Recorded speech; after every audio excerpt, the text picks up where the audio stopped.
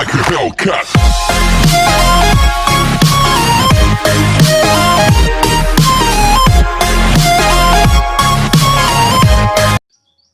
अब जो सम्स होंगे वो कुछ इस तरीके से होंगे.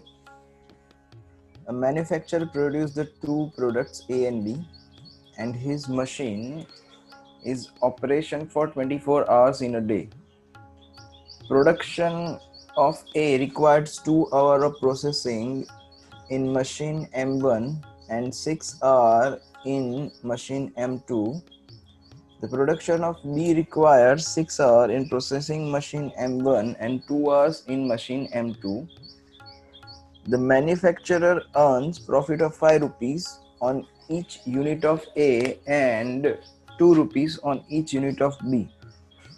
How many units of each product should be produced in a day to achieve the maximum profit? इसमें आपका ये सब मेहनत करने का जो एम है वो अचीव द मैक्सिमम प्रॉफिट है.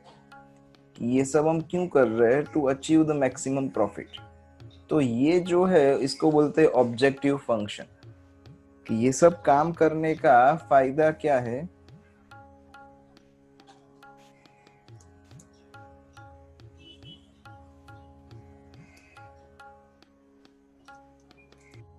तो this is called objective function. कि यहाँ पे आपको प्रॉफिट मैक्सिमाइज करना है, कॉस्ट मिनिमाइज करना है, क्या करना है, that is your objective function. कि आपको ये करना है. And objective function is denoted by z. z से डिनोट किया जाएगा. ओके, तो z means objective function.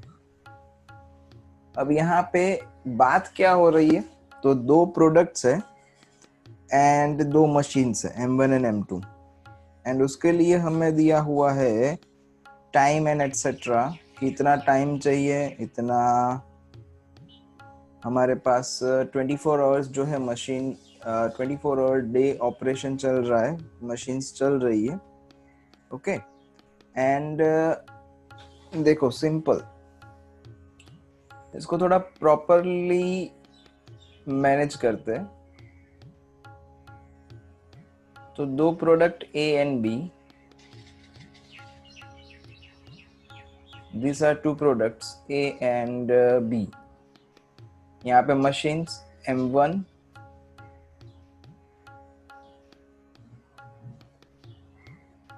M2 and उसका प्रॉफिट. ये मशीन M2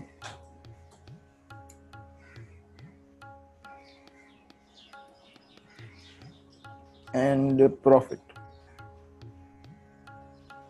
ओके, अब प्रोडक्ट A जो है, यहाँ प्रोडक्ट A के बारे में, product A requires 2 hours of processing in machine M1. मतलब M1 में 2 आवर्स चाहिए उसको, and 6 hours in machine M2. M2 में 6 आवर्स चाहिए. अब जो प्रोडक्ट B है, it required 6 hours in processing. तो it required 6 hours in processing M1. मतलब M1 में उसे 6 आवर्स चाहिए एंड M2 में उससे कितने घंटे चाहिए? 2 घंटे चाहिए, 2 आवर्स चाहिए. अब प्रॉफिट जो है, तो प्रॉफिट क्या दिया हुआ है यहाँ पे? तो प्रॉफिट इज, A का कितना प्रॉफिट है? तो A का प्रॉफिट इज कहाँ गया? 5 रुपया सर. 5 रुपया. तो 5 रुपीज. एंड B का प्रॉफिट कितना? 2 रुपीज पर यूनिट. तो let's say this is equal to 2 rupees. तो ऐसे अरेंज कर, हमें मैक्सिमम प्रॉफिट करना है. तो जैसे बोला वैसे कि आपका ऑप्टिमाइजेशन क्या है ये सब मेहनत करने का. तो we have to optimize the profit. Optimal function क्या होगा? कि maximum the profit. And optimal function is denoted by z. z से डिनोट होगा. ओके, अब यहाँ पे क्लियरली बोला है कि 5 रुपए का प्रॉफिट होगा. कब 5 रुपए का प्रॉफिट होगा? जब एक यूनिट ऑफ A बिकेगी तब. तो हमें पता नहीं है कि हमने कितने बेचे. तो let's say this is equal to x. x number of unit है जो हमने A प्रोडक्ट के बेचे हैं, and y is the number of unit जो हमने प्रोडक्ट B के बेचे हैं. ओके, तो 5 रुपए का प्रॉफिट हो रहा है। कब 5 रुपए का प्रॉफिट हो रहा है? अगर ए प्रोडक्ट का 1 यूनिट बिका तो। अब ऐसे हमने x यूनिट बेच दिए तो टोटल प्रॉफिट कितना? 5x। 5x। Same thing be product जो है वो अगर एक बेचोगे तो उसका प्रॉफिट 2 रुपया। अब ऐसे y यूनिट हमने बेच दिए तो प्रॉफिट कितना? 2y। तो टोटल प्रॉफिट हमारा कितना बन गया? तो total profit 5x is plus equal to 2y। 5x plus 2y, that is your z। And यहाँ पे हम लिख देंगे कि मैक्सिमम करना चाहते हैं तो मैक्सिमम, मिनिमम करना चाहते हो तो मिनिमम, वॉट एवर। ओके, अब आगे आगे हमें कंस्ट्रेंट कंस्ट्रक्ट करना है। कंस्ट्रेंट्स मतलब लिमिटेशन। कौन सी लिमिटेशन है हमारे पास? तो let's discuss about the constraints. तो कंस्ट्रेंट्स है हमारी यहाँ पे कि मशीन जो है वो 24 आवर काम करता है, ऐसा बोला हुआ है, 24 आवर्स अ डे। तो अब कॉमन सी बात एंड कॉमन लॉजिक अप्लाई करो कि यहाँ पे आपको बोला है कि machine work for 24 hours in a day. अब 24 आवर्स से ज्यादा आवर होने वाले नहीं है दिन में। नाउ दैट इज पॉसिबल कि 24 आवर्स से कम आवर्स मशीन चले, पर उससे ज्यादा आवर्स मशीन चलने वाली नहीं है। ओके सर, उससे कम क्यों चलेगी? तो there is a lunch break. Machine automatic काम करेगा, लेकिन ऐसा उसके ऊपर कोई एक बंदा ऑपरेशन, उसको ऑपरेट करने के लिए तो बिठाना पड़ेगा ना। तो उसका लंच ब्रेक होगा, शिफ्ट चेंज होगी, तो दूसरा कोई बंदा आएगा तो तुरंत तो आ नहीं जाएगा।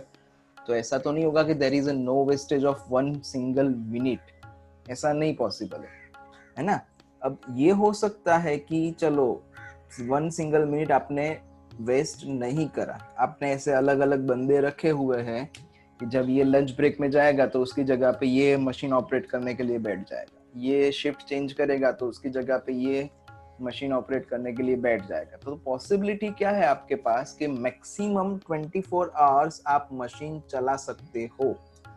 मैक्सिमम 24 आवर्स मशीन चला सकते हो। कौन सी मशीन? तो M1 machine and M2 machine दोनों 24 आवर्स ही चलती है। ओके, तो M1 मशीन के लिए maximum hour is 24 as well as M2 machine के लिए भी maximum hour is equal to 24। तो इसका मतलब क्या हुआ? एक यूनिट प्रोडक्ट ए का बनाने के लिए 2 घंटे चाहिए। अब हमने x यूनिट बनाए हुए हैं तो हमें कितना टाइम चाहिए? 2x।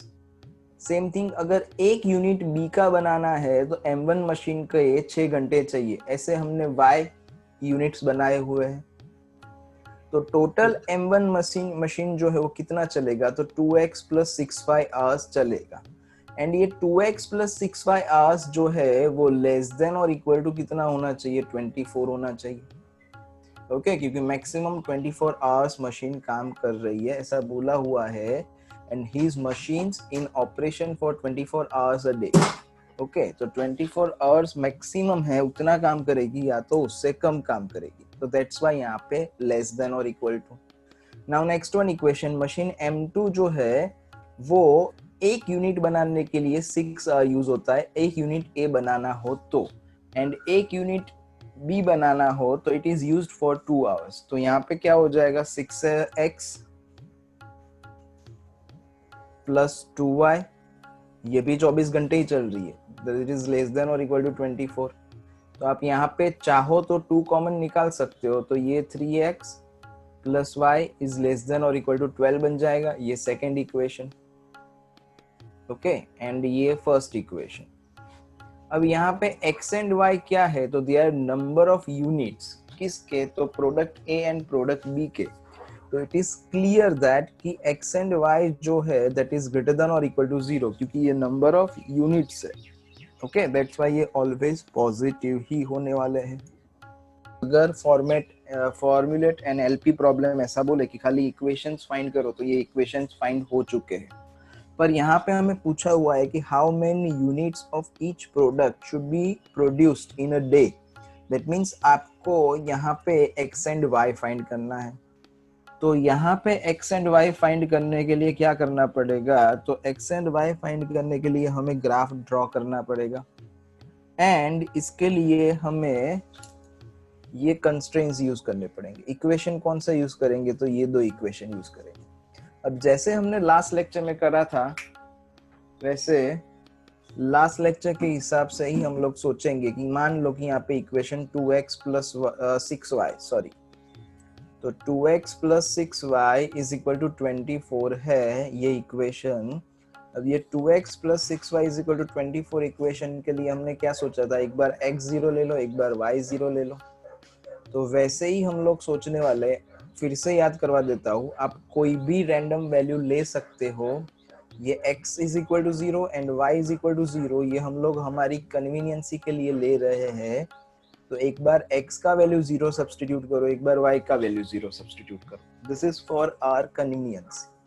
ओके, तो ये कन्वीनियंसी के लिए हम लोग 0 0 प्लॉट कर रहे हैं। आपकी मर्जी हो तो आप कोई भी 1 2 3 3/2 1/2 5/2 -1/2 कुछ भी ले सकते हो। पर यहाँ पे ध्यान रखना, नेगेटिव कब लेंगे, जब ये कंडीशन ना हो तब। ओके, पर अपने आप के ऊपर दया रखनी है इन शॉर्ट, क्योंकि कैलकुलेशन तो आपको ही करना है। तो ऐसा ही नंबर चूज करना है जिससे हमारा कैलकुलेशन इजी हो जाए। आप चाहो तो x is equal to, sir हम 3/2 ले सकते हैं, I don't mind with that, आप 3/2 लो तो, पर कैलकुलेशन आपको ही करना है। तो don't make tough for your self. यहाँ पे x इज इक्वल टू मैंने 0 अगर प्लॉट कर दिया तो 6y इज इक्वल टू 24 बचेगा, ये पार्ट पूरा 0 हो जाएगा। तो 6y इज इक्वल टू 24 तो y इक्वल टू 4 बन जाएगा। अब यहाँ पे अगर y इज इक्वल टू हम 0 ले लेते हैं तो 2x इज इक्वल टू 24 तो x इज इक्वल टू 12 बन जाएगा। यह आया दिस वन इक्वेशन के लिए। अब दूसरा इक्वेशन, तो दूसरा इक्वेशन कौन सा, तो दूसरा equation is 3x plus Y is equal to 12। Okay, ये 3x plus Y is equal to 12 वाला इक्वेशन है। अब इसके लिए हम लोग x is equal to 0 and y is equal to 0 लेके सॉल्व करते हैं। तो सेम तरीके से सेम लॉजिक हमें सोचना है। तो लेट्स से x एंड y, एक बार x 0 ले लेते हैं, एक बार y 0 ले लेते हैं। तो अगर x का वैल्यू 0 प्लॉट करा तो y का वैल्यू क्या मिलेगा, 12 मिलेगा। एंड अगर y का वैल्यू 0 प्लॉट करा तो x का वैल्यू क्या मिलेगा, 4 मिलेगा। तो चलो इसके अकॉर्डिंग टू ग्राफ बनाया जाए। तो इसके अकॉर्डिंग टू ग्राफ बनाते हैं। ओके, तो this is our x axis and y axis. And हमने खाली फर्स्ट क्वाड्रेंट ड्रॉ करा क्योंकि मुझे x एंड y दोनों पॉजिटिव चाहिए according to condition of our equations. x and y are greater than और इक्वल टू 0 दिया हुआ है ऑलरेडी, बिकॉज इट इज क्या है, नंबर ऑफ यूनिट्स है। अब यहाँ पे x पे मैक्सिमम 12 चाहिए एंड y पे भी मैक्सिमम 12 चाहिए, तो उसके अकॉर्डिंग टू हम स्केल मेजर ले लेते हैं। काउंट करते हैं y पे हमारे पास कितनी जगह है। तो 1 2 3 4 5 6 7 8 9 10 11 12 आ जाएगा। चलो 1 यूनिट इज इक्वल टू 1 ही ले रहा हूं मैं। तो दिस इज इक्वल टू 1 2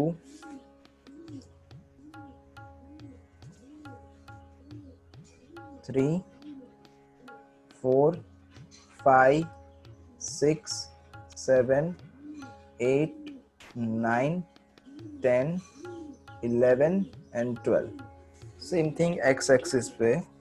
तो x एक्सिस पे तो हमारे पास बहुत जगह है। तो ये 1 2 3 4 5 6 7 8 9 10 11 12। अब सर हमारे ग्राफ पेपर के ऊपर ही ड्रॉ करना पड़ेगा, दैट इज नॉट नेसेसरी। आप ग्राफ पेपर यूज करो ही, ऐसा कुछ जरूरी नहीं है। बट ग्राफ पेपर से थोड़ा क्लियर आइडिया आ जाएगा। एग्जाम में आप रफली ड्रॉ करोगे तो भी चलेगा। रफली ड्रॉ करने में आपको क्या ध्यान रखना है वो भी हम डिस्कस कर लेंगे। तो पहले बात करते हैं इसके लिए। तो यहाँ पे x is 0 and y is equal to 4। तो y का वैल्यू 4 एंड x का वैल्यू 0। तो यहाँ पे ये y का वैल्यू 4 एंड x का वैल्यू 0। तो ये रहा पॉइंट आपका। ओके, फिर क्या कौन सा है दूसरा पॉइंट, x का वैल्यू 12 है एंड y का वैल्यू 0 है। तो ये रहा आपका x का वैल्यू 12 एंड y का वैल्यू 0। मतलब ये दो पॉइंट को कनेक्ट करता हुआ एक लाइन ड्रॉ करना पड़ेगा। तो let's draw a line which connects this two point.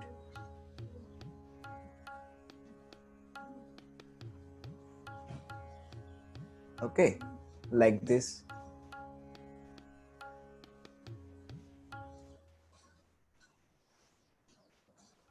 ऐसे। अब यहाँ पे तो देखो 2x plus 6y is less than और इक्वल टू 24 था। यस सर, लेस देन और इक्वल टू 24 था। तो लेस देन और इक्वल टू 24 होगा तो कौन सा रीजन आपका आएगा?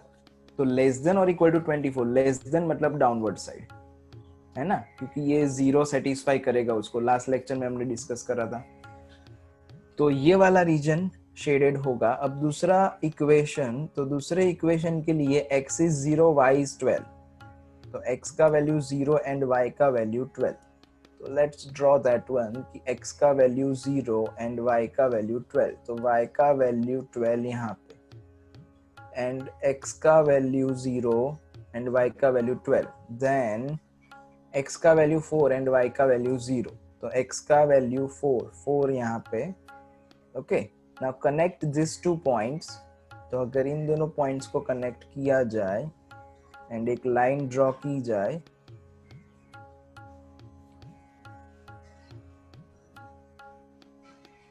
तो लाइक दिस, ऐसे। ओके, तो ये बन गया हमारा दूसरा line which satisfy the equation. अब यहाँ पे देखो इसका कौन सा दिया है, 3x plus Y is less than और इक्वल टू 12, तो 3x प्लस वाई भी लेस देन और इक्वल टू 12 है। तो कौन सा पोर्शन, तो ये लेस देन और इक्वल टू 12 मतलब इसके नीचे वाला पोर्शन। तो हमें फाइंड करना है इसका कॉमन रीजन जो दोनों में आता हो। तो देखो तो भाई कॉमन रीजन कौन सा आएगा, तो कॉमन रीजन हमारा ये वाला पोर्शन आएगा, ये पूरा पोर्शन कॉमन रीजन में आएगा।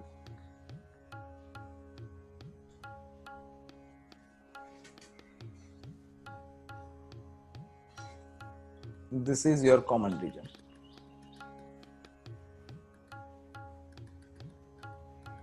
ओके, एंड ये कोई भी बाउंडेड डायग्राम बनेगा, लाइक कुछ भी शेप बन सकता है, rectangle, square, pentagon, hexagon, quadrilateral, कुछ भी बन सकता है, डजंट मैटर। ओके, यहाँ तक कोई डाउट हो तो बोलो। ये जो रीजन आपका ये कॉमन रीजन आया, it is called feasible region, मतलब आंसर जो है आपका वो यहाँ पे कहीं पे होगा, फिजिबल रीजन। अब ये फिजिबल रीजन जो है, अब इसका क्या करने का सर, तो हमें इसके कॉर्नर पॉइंट्स ढूंढने के। तो सर कॉर्नर पॉइंट्स मतलब क्या, तो कॉर्नर पॉइंट्स मतलब ये डायग्राम जिससे बाउंड होता है वो जो पॉइंट है, यहाँ पे नाम दे देता हूँ ज्यादा क्लियर हो जाएगा, A, B, this one is C and this one is D। ये 4 पॉइंट हमें ढूंढने पड़ेंगे। अब थोड़ा लॉजिक अप्लाई करो तो ये 4 में से 3 पॉइंट आपके पास ऑलरेडी है, A, D एंड C, इसके कोऑर्डिनेट हमारे पास है ऑलरेडी। तो कौन से है सर, तो देखते हैं कौन से है, देखो तो यहाँ पे A पॉइंट जो है that is on the y axis. तो A पॉइंट अगर y एक्सिस पे है तो उसका x कोऑर्डिनेट 0 होने वाला है, that means it is 0,4 point. Okay, B के बारे में बात करते हैं, देन D पॉइंट, ये जो D है वो ओरिजिन है, दैट इज 0, 0। ये जो C पॉइंट है that is on x axis, तो ये कौन सा हो जाएगा, 4,0, ये हो जाएगा। अब बात आई पॉइंट B की, कि B पॉइंट कौन सा है, तो B पॉइंट जो है दैट इज द इंटरसेक्शन। किसका इंटरसेक्शन है, तो ये blue line and red line का इंटरसेक्शन। तो अगर ग्राफ पेपर के ऊपर ड्रॉ करा है तो आपको इजीली इंटरसेक्शन दिख जाएगा। देखो यहाँ पे ये इंटरसेक्ट कहाँ पे हो रहा है, तो यहाँ पे x देखो एंड यहाँ पे y देखो। यहाँ पे x एंड y अगर मैं ऑब्जर्व करता हूँ तो x कितना आता है, ये देखो, यहाँ पे x इज 3, यहाँ पे y देखो तो y इज ऑल्सो 3। अगर ग्राफ पेपर पे हुआ and if you are lucky तो आपको क्लियरली दिख जाएगा कि ये 3,3 पॉइंट है। सर अगर ग्राफ पेपर हम यूज नहीं कर पाते एंड अगर ये तो क्लियरली दिख रहा है कि 3,3 है, पर ये 3 से थोड़ा ऊपर होता तो हमें नहीं पता कि थोड़ा ऊपर मतलब हमें 0.25 कंसीडर करना है, 0.5 कंसीडर करना है, क्या कंसीडर करना है।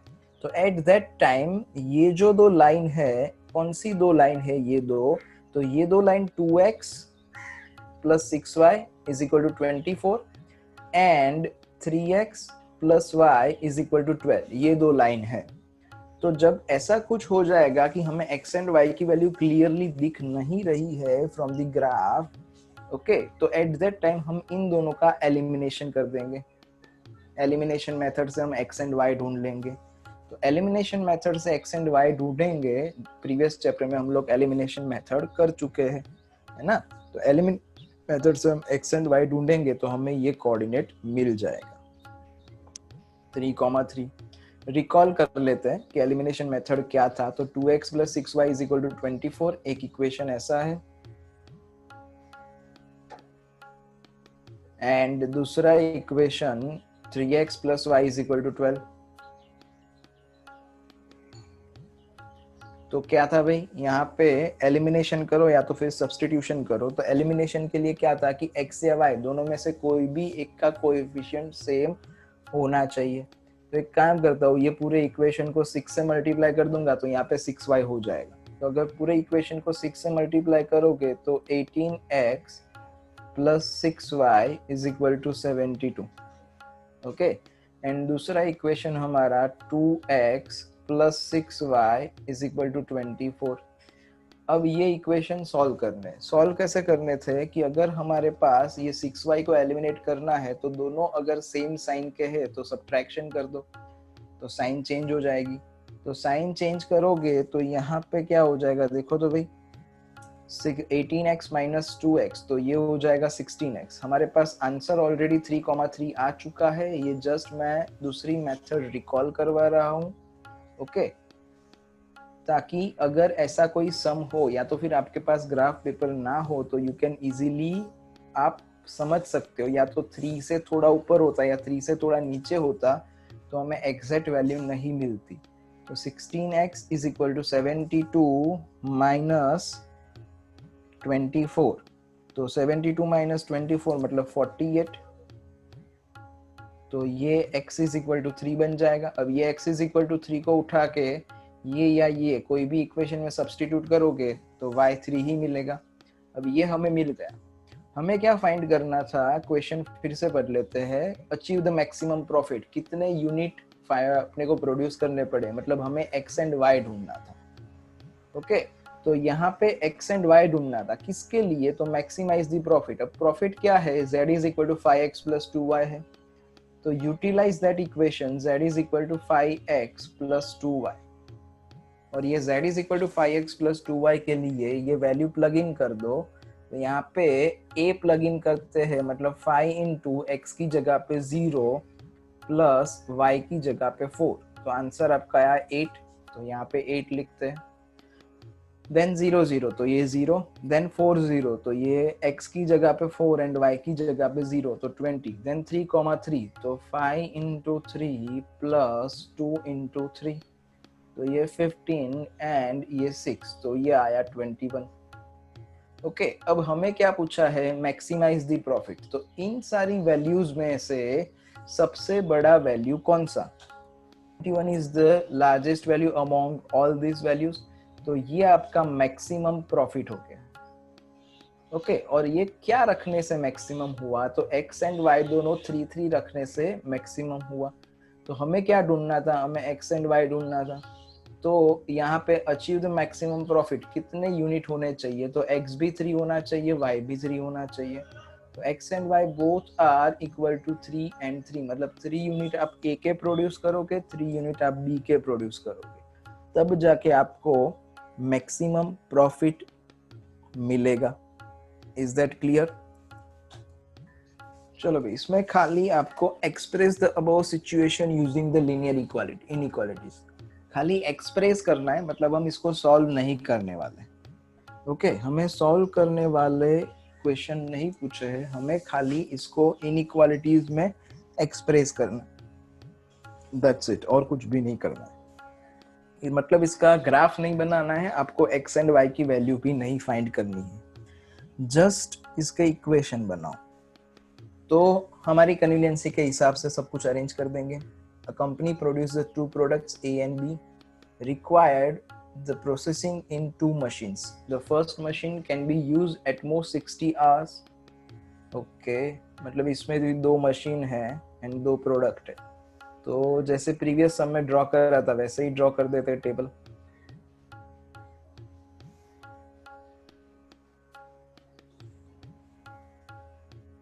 M1, M2, दो मशीन्स. तो let's say two products A and B, दो मशीन M1 ले लेते हैं, मशीन M2 ले लेते हैं. आगे कुछ जरूरत पड़ी तो बनाएंगे. देखो अब machine, the first machine can be use at most 60 hours. मतलब ये जो मशीन M1 है वो मैक्सिमम आप 60 आवर्स के लिए यूज कर सकते हो, उससे ज्यादा यूज नहीं कर सकते हो. Second machine can be used at most 40 years. ये सेकेंड मशीन जो है वो मैक्सिमम 40 आवर्स के लिए यूज हो सकता है. Now product A requires 2 hours on machine 1, मतलब 2 hour यहाँ पे चाहिए, and 1 hour on machine 2, मतलब 1 hour यहाँ पे चाहिए. And the product B requires 1 hour on machine 1 and 2 hours on machine 2, like this.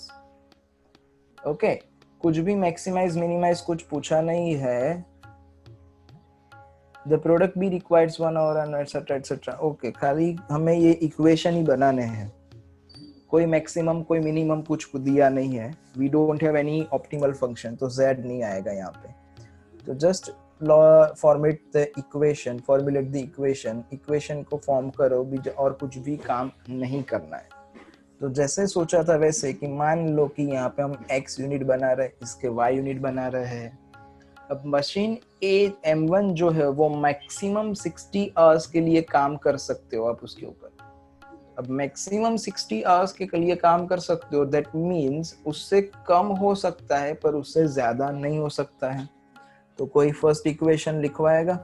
First equation is 2x plus y is less than or equal to 60. Then कोई second equation लिखवा सकता है क्या? Second equation is x plus 2y is less than or equal to 40. Is that clear?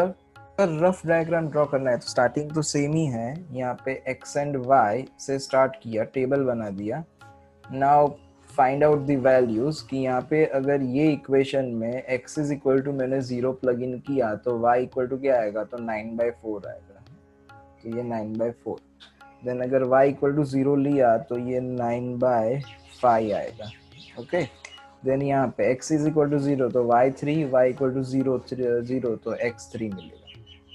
अब यहाँ पे random plotting कर रहे हैं हम लोग कि अगर छोटी सी जगह में रफली डायग्राम हमें बनाना है तो कैसे बनाना है. कोई वैल्यू कोई पॉइंट प्लॉट नहीं करने हैं हमें, सिंपल. यहाँ पे देखो x का वैल्यू क्या है, 9/5. 9/5 इज अप्रोक्स 1.8. 18 5 90, हाँ 1.8 आएगा. तो मान लो कि x का वैल्यू 1.8 यहाँ पे कहीं पे आता है, यहाँ पे कहीं पे ये x का वैल्यू 1.8 लिया है. अब दूसरा x का वैल्यू, सॉरी यहाँ पे y का वैल्यू क्या है, 9/4, मतलब 4 2 पॉइंट समथिंग आएगा. यहाँ पे लेट्स से यहाँ पे 2 पॉइंट समथिंग आया, ये आया 9/4. Now connect this to, like ये सॉरी कनेक्ट दिस 2 पॉइंट. तो ये 2 पॉइंट को कनेक्ट कर दिया लाइक दिस. That's it. अब यहाँ पे क्या बोला है, ग्रेटर देन बोला है. ग्रेटर देन मतलब क्या, अपवर्ड साइड है ना. तो इसका अपवर्ड साइड शेडेड है, ऐसा समझो फिलहाल के लिए. Then x plus y is equal to 3. तो अब थोड़ा कॉमन सेंस चलाने का, यहाँ पे 2 पॉइंट समथिंग है, यहाँ पे 1.8 है, तो 3 इज ऑब्वियसली यहाँ पे कहीं पे आएगा. 1.8 से बड़ा है तो 1.8 से राइट साइड पे आएगा, एंड 3 यहाँ पे कहीं पे आएगा. 2 से इतना बड़ा नहीं होगा. तो रैंडमली लाइक दिस. अब यहाँ पे प्लॉट कर दो, ये दोनों पॉइंट कनेक्ट कर दो. तो कनेक्ट दिस 2 पॉइंट एंड ये लाइन ड्रॉ हो गया. अब इसका भी ग्रेटर देन दिया हुआ है तो इसका भी अपवर्ड साइड. मतलब फाइनली हमारे पास कॉमन रीजन कौन सा, तो ये सारा. अब यहाँ पे x1 x2 ग्रेटर देन और इक्वल टू 0 दिया है, that's why only and only first quadrant. अगर ऐसा बोला नहीं होता तो हम दूसरे क्वाड्रेंट्स में भी जाते। ओके, यहाँ पे क्लियरली बोला है कि x1 and x2 is greater than or equal to 0, मतलब that is our common region, that's it। होता इस ग्राफ के लिए कि फाइंड सॉल्यूशन आल्सो, तो according to the graph we know that ये लाइन यहाँ पे एक्सटेंड होगी एंड ये लाइन यहाँ पे एक्सटेंड होगी, तो इंटरसेक्शन कहीं ना कहीं सेकेंड क्वाड्रेंट में होने वाला है। तो दैट्स व्हाई x का वैल्यू आपका नेगेटिव आएगा, y का वैल्यू पॉजिटिव आएगा। अगर ग्राफ के ऊपर से पता ना चले तो यहाँ पे आप एलिमिनेट करोगे जब ये दो इक्वेशन, एट दैट टाइम आपको पता चल जाएगा कि कोई एक वैल्यू नेगेटिव एंड कोई एक वैल्यू पॉजिटिव आ रही है। तो एट दैट टाइम वो हम कंसीडर नहीं करेंगे, क्योंकि यहाँ पे क्लियरली बोला है कि x1 एंड x2 जो है वो पॉजिटिव है। तो दैट्स व्हाई हम नेगेटिव वैल्यूज कंसीडर नहीं कर सकते। सर एलिमिनेशन करिए तो x -3 से इंटरसेक्शन सेकंड क्वाड्रेंट में થાય એટલું કન્ફર્મ છે from the graph. Second quadrant માં થાય એટલે x નેગેટિવ હોય, y પોઝિટિવ હોય, પણ આપણે કન્સિડર નથી કરવાનું because x1 and x2 is greater than or equal to 0 દીધેલું છે। આપણે x1 x2 ની જગ્યાએ x and y plug in કરેલું છે, તો x and y is greater than or equal to 0, that is our condition। तो ए वालो पोर्शन कंसीडर नहीं था, तो एट दैट टाइम તમારે ખાલી આ બે જ पॉइंट જોવા પડે, एक दिस वन एंड एक दिस वन। ये दो ही पॉइंट आपको देखने पड़ेंगे अगर सॉल्यूशन पूछा होता तो, क्योंकि फर्स्ट क्वाड्रेंट में हमें सॉल्यूशन देना है। Okay, and this is by the way unbounded graph. तो अनबाउंडेड ग्राफ के लिए मैक्सिमम वैल्यू नहीं मिल सकती। ये ग्राफ इनफाइनाइट तक शेडेड है, तो मैक्सिमम वैल्यू नहीं मिल सकता है। ओके, चलो।